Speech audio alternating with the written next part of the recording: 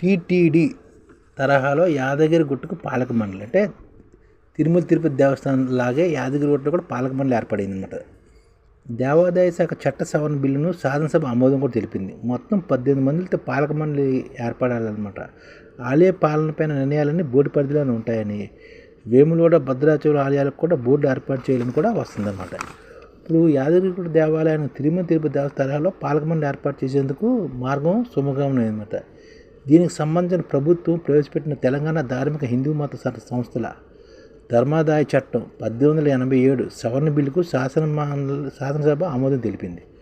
సాలీన 100 కోట్ల పైగా ఆదాయం ఉన్న ఆలయాలకు పాలక మండలిని నియమించేందుకు ఇది వీలు కల్పిస్తుంది. ఈ చట్టం పేరు ఏంటంటే తెలంగాణ ధార్మిక హిందూ మత సంస్థల ధర్మాదాయ చట్టం 1987 అనమాట.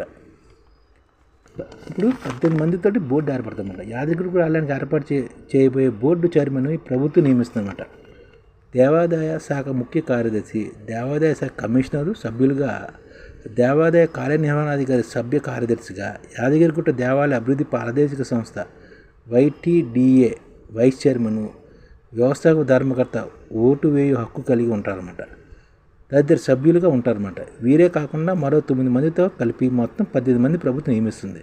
అంటే ఇందులో ఎవరెవరు ఉంటాయంటే చైర్మన్ మటుకు బోర్డు చైర్మన్ మటుకు ప్రభుత్వం నియమిస్తుంది. మిగతా వాళ్ళు ఎవరు దేవాదాయ శాఖ ముఖ్య కార్యదర్శి, దేవాదాయ శాఖ కమిషనరు, దేవాదాయ కార్యనిర్వహణాధికారి సభ్య కార్యదర్శిగా ఉంటారన్నమాట. యాదగిరిగుట్ట దేవాలయ అభివృద్ధి ప్రాథమిక సంస్థ అన్నమాట. YTDA ఉంది కదా, దాని వైస్ చైర్మన్, వ్యవస్థాపక ధర్మకర్త ఓటు వేయు హక్కు కలిగి ఉంటారన్నమాట. తదితరులు సభ్యులుగా ఉంటారన్నమాట. వీరే కాకుండా 9 మందితో కలిపి మొత్తం 18 మంది ప్రభుత్వం నియమిస్తుంది. ఇందులో ఒకరు శాసనమండలి సభ్యులు, ఒక SC, ఒక BC వరకు చెందిన వారు ఉంటారన్నమాట. కనీసం ఒక మహిళ కూడా ఉండాల్సి ఉంటుంది. ఆలయ స్థానాచార్యులు కూడా బోర్డు సభ్యులుగా కొనసాగుతారన్నమాట. బోర్డుకు సహాయ శాఖలు అందించేందుకు తొలి 2 ఏళ్ల పాటు ప్రభుత్వ ప్రధాన కార్యదర్శి, మొదటి 5 ఏళ్ల కాలానికి యాదాద్రి భువనగిరి కలెక్టర్ కూడా సభ్యులుగా కొనసాగుతారన్నమాట. దేవాలయ పాలనాపరమైన నిర్ణయాలన్నీ ఈ బోర్డే తీసుకుంటుంది. వీడు ఈ పేరుకి YTD అనే పేరు కూడా అభ్యంతరం వస్తుంది. యాదగిరిగుట్ట దేవస్థానాన్ని YTD అని ప్రభుత్వం బిల్లులు ప్రస్తావించిందనమాట. బిల్లుపై చర్చిన పలువురు సభ్యులు దీనిపై అభ్యంతరం కూడా వ్యక్తం చేస్తున్నారు. TTD అంటే తిరుమల తిరుపతి దేవస్థానం అని, YTD అంటే యాదగిరిగుట్ట టెంపుల్ దేవాలయమా అని BJP సభ్యుడు హరిబాబు ప్రశ్నించారన్నమాట. TTD తరహాలో ధ్వనించేలా పోటీగా ఈ పేరు పెట్టినట్టు కనిపిస్తుందని అతను అంటారన్నమాట. యాదగిరిగుట్ట అభివృద్ధి అథారిటీ మనుగడ ఉన్నందున దేవస్థానం పేరును YGD అంటే యాదగిరిగుట్ట దేవస్థానంగా మార్చాలని కూడా చెప్తుంది. అంటే TTD లాగా YTD కాకుండా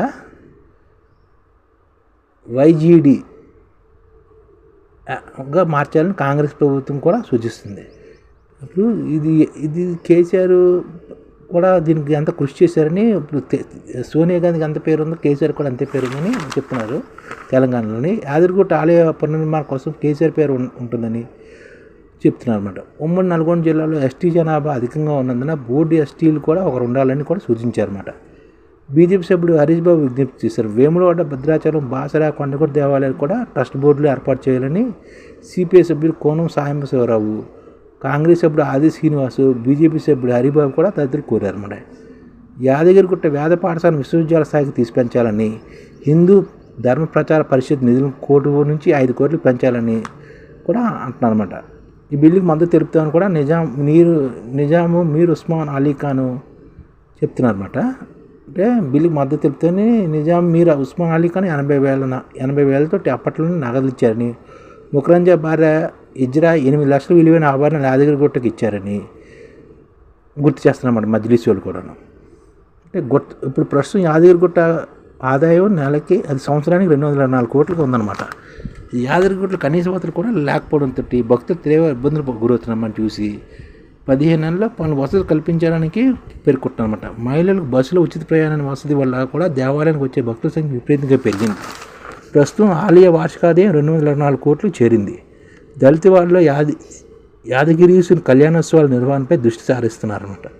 42 కోట్ల నిధులతో బాసర ఆలయ అభివృద్ధి పనులు కూడా ప్రారంభిస్తామని, గోదావరి సరస్వతి పురస్కారాలు కూడా ఏర్పాట్లు ఉంటాయని, బ్రాహ్మణ పరిషత్ బలోపేతం చేస్తామని, ధూపదీప నైవేద్య పథకాల పెళ్లింపులు కూడా చేస్తామని పాలకమండలి వాళ్ళు చెప్తున్నారు అనమాట.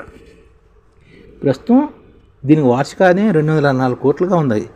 ఇది వచ్చే 10 సంవత్సరాలని 1000 కోట్లు చేరొచ్చు వార్షిక ఆదాయం. దీన్ని ఇంకా డెవలప్ చేయొచ్చు. దీని చుట్టూ గోశాలను కూడా అభివృద్ధి చేయాలి. దాదాపుగా ఒక 50,000 తోటి ఒక గోశాలను కూడా దీని చుట్టుపక్కల ఏర్పాటు చేయాలి. దాని నుంచి రోజు ఇన్కమ్ కూడా జనరేట్ అవ్వచ్చు. ఈ ఛానల్ ముఖ్య ఉద్దేశం ఏంటంటే, మన తెలుగు రాష్ట్రాల్లో 1 కోటి మందికి సంఘటిత రంగాల్లో ఏ విధంగా ఉద్యోగాలు ఇవ్వవచ్చు, కనీస నెల జీతం 30,000 వరకు ఏ విధంగా ఇవ్వవచ్చు, ఏ విధంగా చేస్తే ఉద్యోగాలు సృష్టించబడతాయో వివరిస్తూ ఈ ఛానల్ వీడియోలు వస్తాయి. అలాంటి వీడియోలు మీకు కావాలంటే మన ఐడిఎఫ్ భాస్కర్ ఛానల్ని సబ్స్క్రైబ్ చేసుకోండి. ఐడిఎఫ్ అంటే ఇండియన్ డెవలప్మెంట్ ఫోర్స్. ఈ వీడియోలు చూసిన తర్వాత మీకు నచ్చితే లైక్ చేయండి, మీ ఫ్యామిలీ మెంబర్స్కి షేర్ చేయండి, మరియు మీ ఫ్రెండ్స్కి షేర్ చేయండి. Thank you. నమస్కారం.